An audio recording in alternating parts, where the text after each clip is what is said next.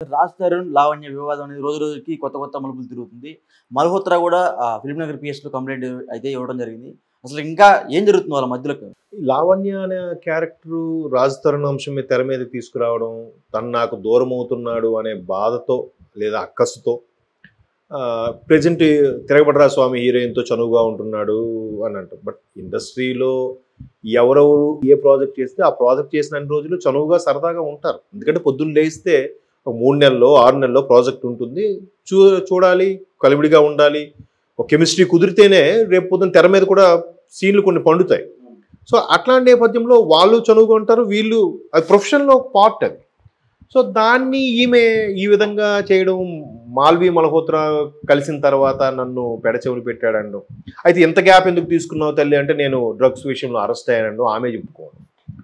ఇట్లా చెప్పుకోవడం వల్ల ఆమెగానే దొరికిపోయిందా అన్న అంశం తెర మీదకి వస్తుంది.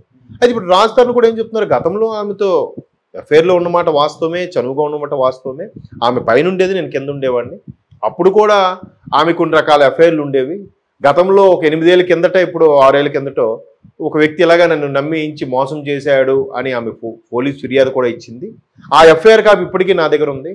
తర్వాత ఆమె కొన్ని డ్రగ్స్కి ఎడిక్ట్ ఉంది. ఆ డ్రగ్స్ వల్ల నేను ఆమె దూరం పెట్టాల్సి వచ్చింది అన్నట్టుగా ఈయన చెప్తున్నాడు.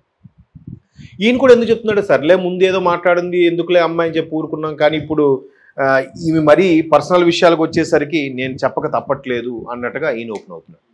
మరోవైపు లావణ్య ఏం చెప్తుంది, మల్హోత్రాతో క్లోజ్గా ఉండడం వల్లే నన్ను దూరం పెట్టాడు, అది కాకుండా ఆమెతో చనువుగా ఉంటున్నాడు, ఆమెతో ఇంతకుముందు cinema standup Rahul cinema director వాళ్ళ ఇంట్లో కూడా ఒక 2 డేస్ గడిపారు. అక్కడ నుంచి వాళ్ళు ముంబై వెళ్తున్నాడు రాజ్ తరుణ్, గోవా వెళ్తున్నారు, పాండిచ్చేరి తిరుగుతున్నారు అని రకరకాలుగా రాజ్ తరుణ్ మీద ఇవి చెప్తూ వాళ్ళ మల్హోత్రాకు సంబంధించిన వ్యక్తులు వాళ్ళ బ్రదరు వాళ్ళ ఫాదరు నాకు వార్నింగ్ ఇస్తున్నారన్నట్టుగా లావణ్య కేసు పెడుతుంది. తీరా చూస్తే మల్హోత్రా సరే నా పేరు వాడుకుంది కానీ నాకే ఇబ్బంది లేదు కదా అనుకుంటే, వాళ్ళ పేరెంట్స్ వాళ్ళ బ్రదర్ మీద ఎప్పుడైతే ఇష్యూ వచ్చిందో ఇప్పుడు ఆవిడ ఫిల్మ్ నగర్లో ఆమె కంప్లైంట్ ఇవ్వడానికి రెడీ అయ్యింది, కంప్లైంట్ ఇచ్చేసింది. మా బ్రదర్కి వీటికి చూడండి తెలిసిపోతుంది కదా, ఇన్కమింగ్ అవుట్ గోయింగ్ ఎవరికెవరు చేస్తున్నారని తెలీదా, ఊరికే మసిపూసి మారేడుగా చేసేద్దామని అంటే ఇవాళ రేపు టెక్నాలజీ పెరిగింది. డిపార్ట్మెంట్ టెలికాం సంబంధించి ఆ ఎయిర్టెల్ పోర్టల్ వాళ్ళకో వడాఫోన్ పోర్టల్ వాళ్ళకో జియో వాళ్ళకో అడిగితే కాల్ డేటా ఇస్తారు. ఈవెన్ కంప్లైంట్ రిజిస్టర్ అయితే ఒక ఎస్ఐ స్థాయి వ్యక్తి, సిఏ స్థాయి వ్యక్తి అడిగితే ఇస్తారు కాల్ డేటా అనేది.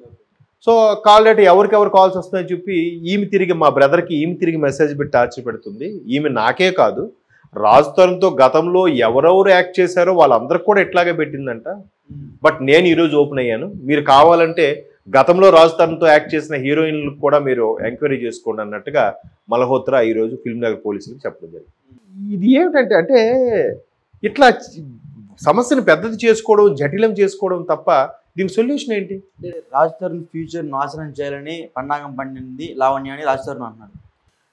ఎవరు ఫ్యూచర్ ఎవరు నాశనం చేయలేరండి, అది అనుకుంటాం. కానీ దీనికి చిన్న ఎగ్జాంపుల్ చెప్పాలి. నెపోటిజం అంటారు. నెపోటిజం వాడి వల్లే పెద్ద స్టార్ అయిపోయి, వాడిలో సత్తా లేకపోతే వాడు స్టార్ అవ్వడు. ఎందుకంటే పెద్ద పెద్ద దర్శకుల పిల్లలు కూడా ఇవాళ స్టార్లు అవ్వలేదు. రాఘవేంద్ర గారు అబ్బాయి స్టార్ అవ్వలే, దాసనారాయణ గారు అబ్బాయి స్టార్ అవ్వలే, కోదండ రామరెడ్డి గారు అబ్బాయి స్టార్ అవ్వలే. నెపోటిజం అనేస్తున్నారు సింపుల్గా. అలాగే వాడు కెరియర్ వీడు బదనాం చేశారు, వాడు స్టార్ బాగుంటే, వాడు అదృష్టం బాగుంటే ఎవ్వడూ ఏం చేయలేడు.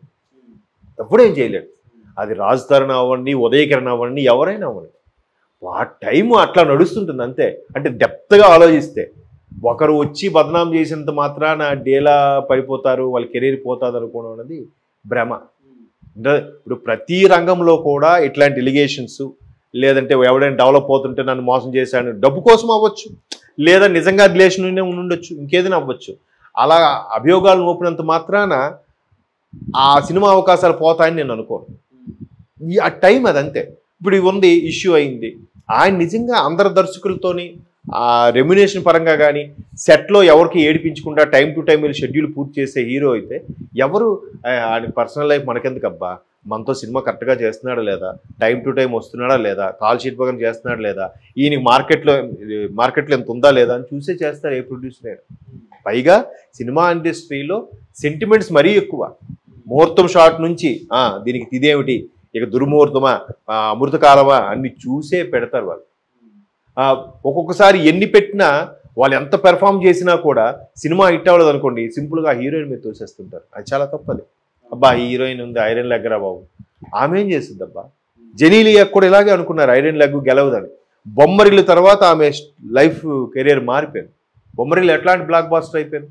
ఆమె ఆడియో సక్సెస్ మీట్లో కూడా ఎమోషన్ అయిపోయి చేసింది ఆమె. అని నన్ను ఎంత ఐరన్ లెగ్ అన్నారు, నన్ను ఎవరూ తీసుకోలేదని.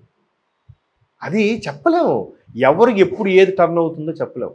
ఒకసారి ఆయన రైటరు కమ్ యాక్టర్ హర్షవర్ధన్ ఆయన కూడా ఇలాగే చెప్పారు, సార్ చార్మి త్రిష నాకు తెలిసి ఇంచుమించు ఇద్దరు ఒకేసారి ఇండస్ట్రీలోకి వచ్చారు.